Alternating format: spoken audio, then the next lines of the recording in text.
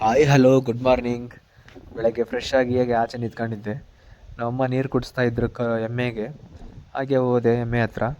ನಮ್ಮ ಅಣ್ಣನ ಮಗ ಪ್ರೀತು ಕರಿಗೆ ಹೊಡಿತಾ ಇದ್ದ. ಹಾಗೆ ಅವ್ನು ಮಾತಾಡಿಸಿ ನಮ್ಮ ಅಣ್ಣ ಅಷ್ಟೊತ್ತಿಗೆ ಬಾ ಅಲ್ಲಿ ಗದ್ದೆ ಹತ್ರ ಬಿಟ್ಟು ಬಾ ಅಂದ. ಗದ್ದೆಗೆ ಬಿಟ್ಟು ಬರೋಣ ಅಂತ ಹೊರಟೆ. ಅಲ್ಲಿಂದ ಸೀದಾ ಗದ್ದೆ ಹತ್ರ ಕರ್ಕೊಂಡೋಗಿ ಅವ್ನು ಗದ್ದೆಗೆ ಬಿಟ್ಟು ಬಂದೆ. ನಮ್ಮ ಅಣ್ಣನ ಮಕ್ಕಳನ್ನ ಊರಿಗೆ ಬಿಟ್ಟು ಬರಬೇಕಿತ್ತು. ಹಾಗೆ ಸೀದಾ ಕರೂರಿಗೆ ಕರ್ಕೊಂಬಂದೆ. ಕರೂರಿಗೆ ಕರ್ಕೊಂಬಂದು ಅವ್ರನ್ನ ಸ್ಕೂಲಿಗೆ ಡ್ರಾಪ್ ಮಾಡಿ ಅಲ್ಲಿಂದ ಸೀದಾ ಮತ್ತೆ ಊರಿಗೆ ಹೊರಟೆ. ದಾರಿಲಿ ಬರ್ತಾ NH4 ತುಂಗಭದ್ರಾ ನದಿ ಸಿಕ್ತು. ಹಾಗೆ ನದಿ ನೋಟ ತಕ್ಕಂದೊಂದು ವೀಡಿಯೋ ತಗೊಂಡು ಸೀದಾ ಅಲ್ಲಿಂದ ಮತ್ತೆ ಊರ ಕಡೆ ಬಂದೆ. ಹಾಗೆ ಕಾಲು ಹುಷಾರಿದ್ದಿಲ್ಲ, ಇಂಜೆಕ್ಷನ್ ಇತ್ತು. ಅಲ್ಲಿಂದ ಸೀದಾ ಹಾಸ್ಪಿಟ್ಲಿಗೆ ಬಂದೆ. ಮೆಡಿಕಲ್ ಶಾಪಿಗೆ ಹೋಗಿ ಇಂಜೆಕ್ಷನ್ ಇದ್ವು, ಇಂಜೆಕ್ಷನ್ ತೊಗೊಂಡು ಡಾಕ್ಟ್ರ್ ಹತ್ರ ಇಂಜೆಕ್ಷನ್ ಮಾಡಿಸ್ಕೊಂಡೆ. ಮತ್ತು ಅಲ್ಲಿಂದ ಸೀದಾ ಮನೆಗೆ ಬಂದೆ.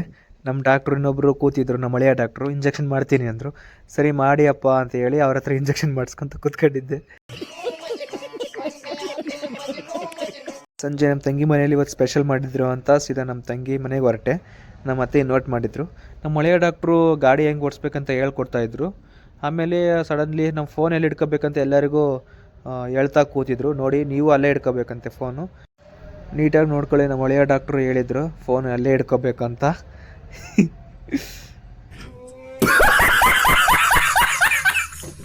ನಾವು ಇನ್ನೊಂದು ಹಳೆಯ ಊಟ ಮಾಡಿ ಬಾಲಾಟ ಮಾಡೋಣ ಅಂತ ಎಲ್ಲರಿಗೂ ಹಿಂಸೆ ಕೊಡ್ತಿದ್ದ. ಅಷ್ಟೊತ್ತಿಗೆ ಸ್ವಲ್ಪ ಹೊತ್ತು ಬಾಲಾಡಿ ಅವನ ಜೊತೆಗೆ. ಹಾಗಾಗಿ ಮನೆಗೆ ಟೈಮ್ ಆಯಿತು, ಮನೆಗೆ ಹೊರಟೆ. Thank you.